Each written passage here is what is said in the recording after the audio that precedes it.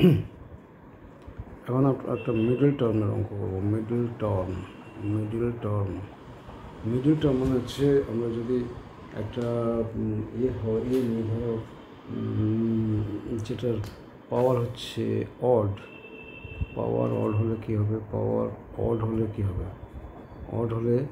Odd হলে number of terms হবে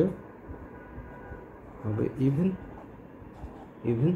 তার মানে কি, পাওয়ার যদি 5 হয় তার কটা টার্ম হবে? 6 terms. Power is equal to 5, terms is equal to 6।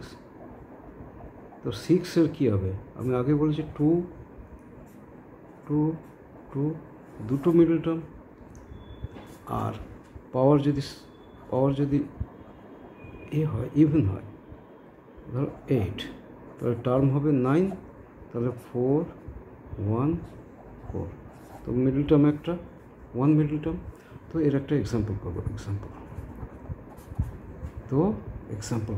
Example কি না, মিডল টার্মে x² + 1/x to the power 11, x² + 1/x power 11 এর মিডল টার্ম কি?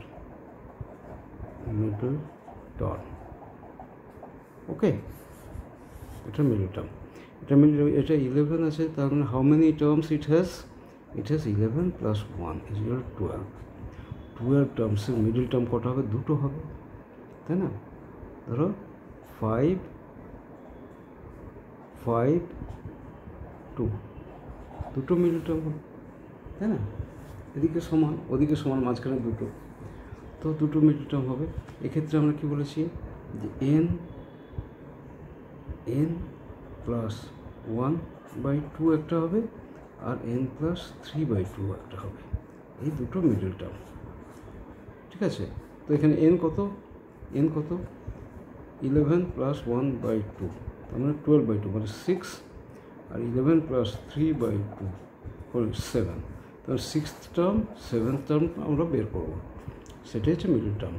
তো T6 = T5 + 1, Tr + 1 = কী জানি? NCr। n কত এখানে? n = 11, n = 11 এখানে। তো NCr হচ্ছে 11C5 x², ফার্স্ট টার্ম হচ্ছে x² to the power n - r, মানে 11 - 5, আর second term to the power r, 1/x to the power 5। ঠিক আছে, বুঝতে পারা গেল? তো চলো, 11C5 মানে হচ্ছে 11 ফ্যাক্টোরিয়াল বাই 5 ফ্যাক্টোরিয়াল 6 ফ্যাক্টোরিয়াল। আচ্ছা, x² টু দি পাওয়ার 6,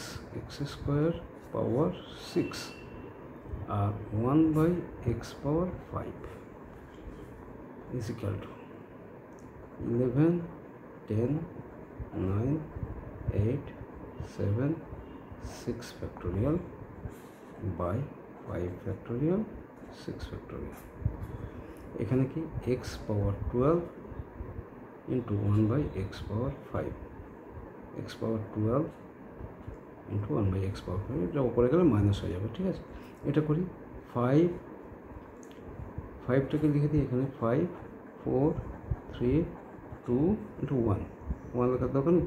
তো 5 2 10, 10 চলে গেল, 4 2 8, 3 3 9, থাকলো কি 11, 3 33, 66 into 7, 66 into 7 66 7, 742, 2 হলো 4, 742 46, হ্যাঁ 462, 462 x পাওয়ার 12 minus 5, 462 x পাওয়ার 7।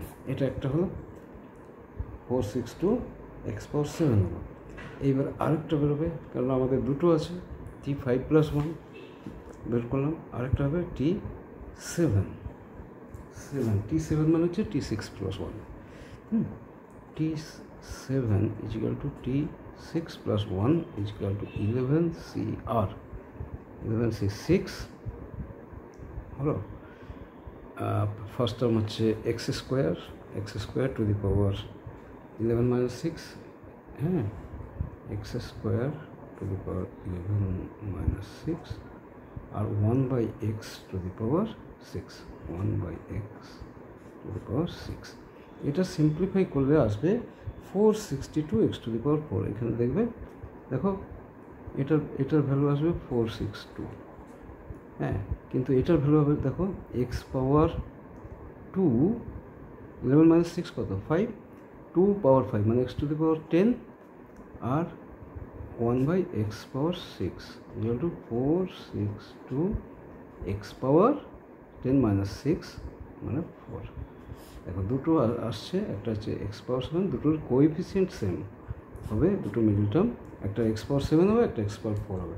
এই থাকলো আমাদের মিডল টার্ম জানা গেল। আর আমার মনে হয় পরে আর একটা দুটো করে দিলে হয়, আরেকটা আমরা করে দেবো, আরেকটা এক্সাম্পল করে দেবো, ঠিক আছে? কমেন্টে জানিও কিছু সমস্যা হলে।